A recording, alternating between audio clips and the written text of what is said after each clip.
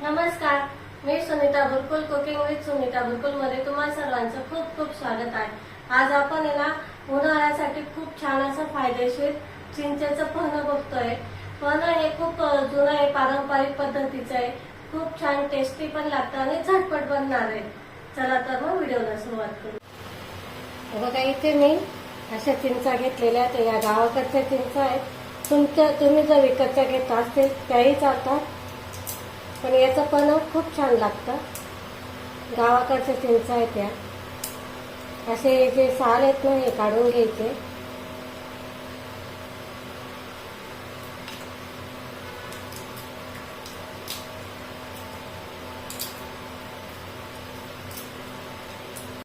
हे बघा, मी इथं चिंचा पूर्ण सोलून घेतलंय, पूर्ण त्याच्यावरचे जे साल असते ना ते काढून घेतलेली।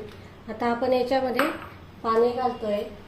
हे आपलं रूम टेम्परेचरवरच पाणी आहे, थंड पाणी किंवा गरम पाणी असं नाही टाकायचं, भरपूर असं पाणी टाकून घ्यायचं। आणि आता हे आपल्याला कमीत कमी 2 तास भिजत घालायचे आहेत। बघा इथे मस्त असं आपल्या चिंचा भिजलेल्या ते 2-2.5 तास मी चांगले भिजवून घेतले। आता याच्यातला गर असा काढून घ्यायचा, आपल्याला पूर्ण असं व्यवस्थित काढून घ्यायचं आहे। बघा इथे आपल्या आता मस्त असा मी सगळा पल्प काढून घेतलेला आहे। आता आपण एक बाउल घेऊ मोठा, त्याच्यात चाळणी ठेवायची आणि हा पूर्ण गर जो काढलेला आहे तो याच्यात टाकून घ्यायचा आपल्याला।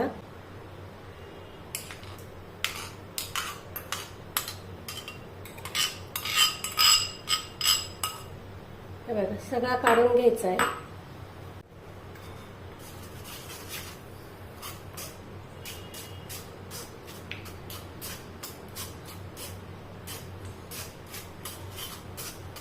असं केल्याने काय होतं की जे कचरा वगैरे राहतो ना तो वरती चाळणीमध्ये राहून जातो, म्हणून मग चिंच भिजली का असं चाळणीने चाळून घ्यायचं।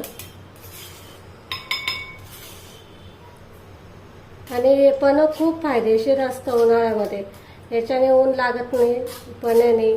किंवा आपण जे आता सणवार चालू आहेत त्याच्यात तळण मसालेदार असं भरपूर खातो, तर मग त्याचा त्रास होतो, मग ते आपल्याला जळजळ होते किंवा अजीर्ण होतं। तर मग त्यामुळे मग काय होतं की आपल्याला हे पन्ह खूप फायदेशीर असतं। हे बघा याचा सगळं गर आपण काढून घेतलेला आहे छान असा।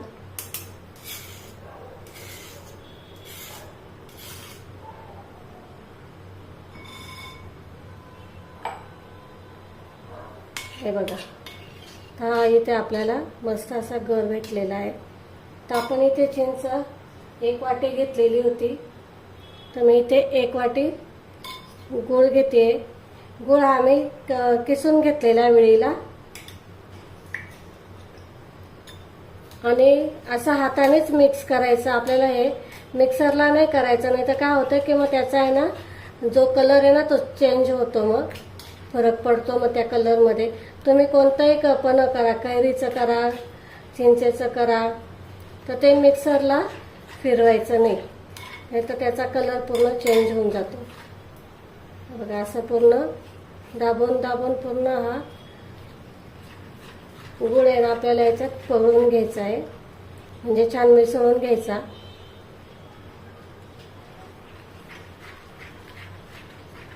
बघू शकतात कलर चेंज व्हायला लागलेला आहे त्याचा।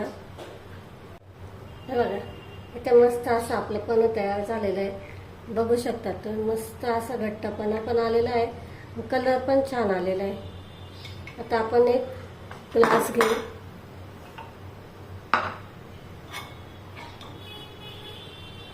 त्या ग्लासामध्ये मी 2 चमचे टाकते पन्ह, त्याचबरोबर थंड पाणी आहे,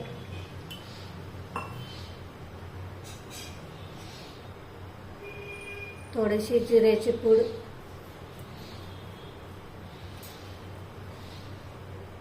आणि चवीनुसार मीठ।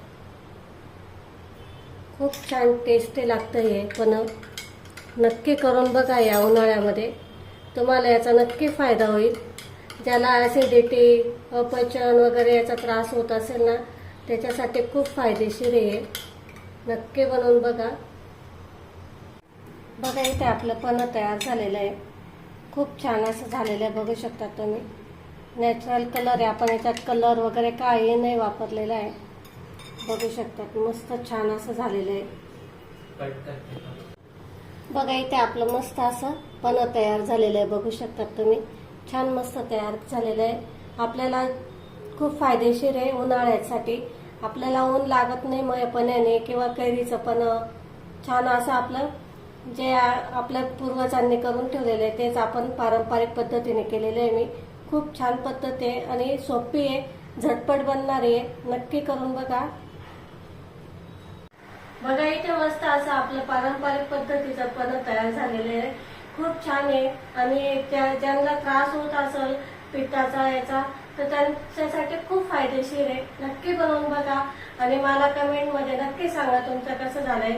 जर तुम्हाला व्हिडिओ आवडले असतील तर लाईक करा, शेअर करा आणि जास्तीत जास्त सबस्क्राईब करायला विसरू नका. आपण लवकर भेटू पुढच्या रेसिपीला. तोपर्यंत नमस्कार.